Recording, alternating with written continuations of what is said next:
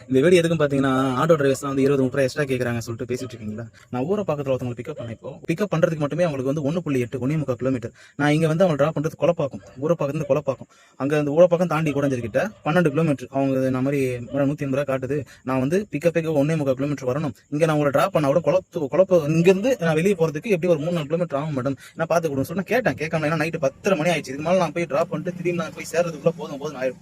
அப்ப கூட சொன்னாங்க இல்லங்க நான் ரெகுலரா போறேன், 200 தான் கொடுப்பேன் அப்படின்னு சொன்னாங்க. அதுவும் நான் கன்சீவா இருக்க சொன்னதால சரி நான் எதுவுமே பேசல. சரி ஓகே மேடம் வந்துடுறேன் சொல்லிட்டேன். அதனால தான் வந்ததே. ஒரு 4.6 கிலோமீட்டர் வந்து நான் அங்கே போய் என்னதான் அங்கே டியூட்டி எனக்கு அடிக்கும். அதுக்கப்புறம் தான் நான் திரும்பி சவாரி எடுத்து நான் வீட்டுக்கு போகணும். இல்லை இங்கிருந்து எம்டியாவே வீட்டுக்கு ஒரு 10-15 கிலோமீட்டர் நான் எம்டியாவே நான் போய் ஆகணும். இப்போ உங்களோட கன்வீனியன்ட் மட்டும் யோசிக்கிறீங்களா? டிரைவர்ஸும் உங்களை பிக்கப் பண்ண வரதுலாம் எந்த கம்பெனிக்காரனும் காசு கொடுக்கறது கிடையாது. அடுத்தவங்க தீர்மானிக்கிற ரேட்டில் தான் இவன் ஓட்டுறதா இருக்குது. காய்கறி விற்கிறவங்க அவங்க வேலையை அவங்க தீர்மானிக்கிறாங்க, மீன் விற்கிறவங்க அவங்களோட வேலையை அவங்க தீர்மானிக்கிறாங்க. ஹோட்டல்ல ஒரு முட்டை என்னங்க, முட்டை ரேட் என்னங்க, ஒரு முட்டை ஆம்லேட் 20 ரூபாய். ஆம்லேட் தான் வந்து ஆனியன் போறீங்க, பச்சை மிளகா போறீங்க, எல்லாம் போறீங்க. பிளைன் ஆம்லேட் 20 ரூபாய், ஆஃப் ஆயில் 20 ரூபாய், பாயில் பண்ண முட்டையும் 20 ரூபாய். இதெல்லாம் என்னங்க கணக்கு புரியல. அதெல்லாம் மட்டும் கண்ண முன்னு கொடுத்துறீங்களா? உங்களை பிக்கப் பண்றதுக்கும் உங்களை சேஃப்டியா கொடுத்து டிராப் பண்றதுக்கும் அதுக்கப்புறம் டியூட்டி இல்லாம 2-3 கிலோமீட்டர் அழிஞ்சு போறதுக்கும் சேர்த்து தானே 20 ரூபாய் கேட்கறாங்க. அன்னைக்கு ரேட்டு விலைவாசி வேற. 2013 13 வருஷமா ஒரே கிலோமீட்டர் சார்ஜில் ஓடிட்டு இருக்காங்க. உங்களுக்கு அது மேல வேலை செய்ய தோணுமா? நீங்களே யோசிச்சு பாருங்க. ஈஸியா கமெண்ட்ல வந்து அவங்க அவ்வளவு கேவலம் பேசுறீங்களே, நீங்க செய்வீங்களா? 10 வருஷம் 13 வருஷம் ஒரே சம்பளத்துக்கு வேலை செய்வீங்களா? ஸ்கூல் ஃபீஸ் என்ன, காய்கறி செலவுல இருந்து, அரிசி செலவுல இருந்து, வீட்டு வாடகையில இருந்து, வண்டி தேய்மான செலவுல இருந்து, கேஸ் செலவுல இருந்து, ஆயில் செலவு இருந்து, சர்வீஸ் செலவு இருந்து, மெக்கானிக் செலவுல இருந்து, ஸ்பேர் பார்ட் செலவுல இருந்து, பர்மிட், இன்சூரன்ஸ், எஃப்சி எல்லாத்தையும் ஃபேஸ் பண்ணி நம்ம அவ்வளவு பண்றோம். வீட்டுல உட்காந்து ஈஸியா புக் பண்ண ஆரம்பிச்சதுல இருந்து எவனோட கஷ்டம் யாருக்கும் தெரியுது இல்ல.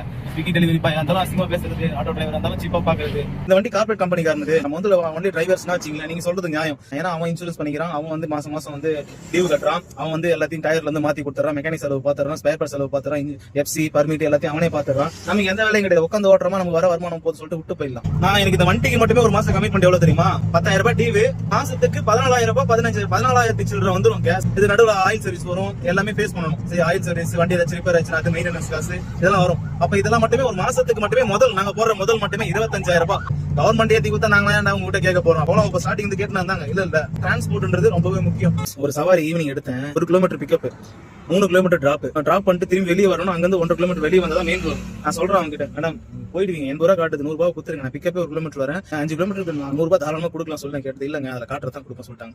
சரி ஓகே பரவாயில்ல சொல்லிட்டு போயிட்டேன். போய் பிக்கப் பண்ணி போய் டிராப் பண்ணி விட்டுட்டு 79 ரூபா 79 ரூபாய் கரெக்டா போட்டு போறாங்க. அந்த 1 ரூபாய் தான் ஆயிட போறாங்க. நம்ம கேட்கலாம், அது 1 ரூபாய் நமக்கு தேவையில்லை. அவ்வளவு கரெக்டா இருக்கீங்களா உங்க காசுல? 1 ரூபாய்ல கூட ஏன் எக்ஸ்ட்ரா கேட்கறாங்க? இந்த மாதிரி எல்லாம் பண்ணா எப்படிங்க இருக்கு? உங்களுக்கு உங்க காசு 1 ரூபாய் முக்கியம் கூட. அப்ப எங்களுக்கு எல்லாம் கேஸ் போட்டு தான் ஓட்ட, தண்ணியில ஓட்ட சொல்லுங்க பார்க்கலாம். அப்ப அவங்க டிராப் பண்ணிட்டு 1.5 கிலோமீட்டர் வெளியே வர எனக்கு வயிற்று ஆகுமா ஆகாது? நீங்களே சொல்லுங்க. உங்களுக்கு என்ன, நீங்க இறங்கிடுவீங்க, வீட்டுக்குள்ள போயிடுவீங்க. இப்ப அக்கா இறங்கி போனாங்க, வீட்டுக்குள்ள ஃபிளாட்டுக்குள்ள போயிட்டாங்க, அவங்க எல்லாரும் படுத்து இருப்பாங்க. நான் வீட்டுக்கு போய் சேர்றதுக்கு எவ்வளவு நேரம் எனக்கே தெரியாது. கொலப்பாக்கத்துல இருந்து நான் இங்க மொப்பேடு தாண்டி திருவஞ்சை தாண்டி போயிட்டு இருக்கேன். கவர்மெண்ட் ஏத்தி கொடுத்து சொல்லி இருக்குது. அப்படி ஏத்தி கொடுக்குற பட்சத்துல கண்டிப்பா சொல்றேன் எக்ஸ்ட்ரா கேட்டு ஓட்ட மாட்டேன்.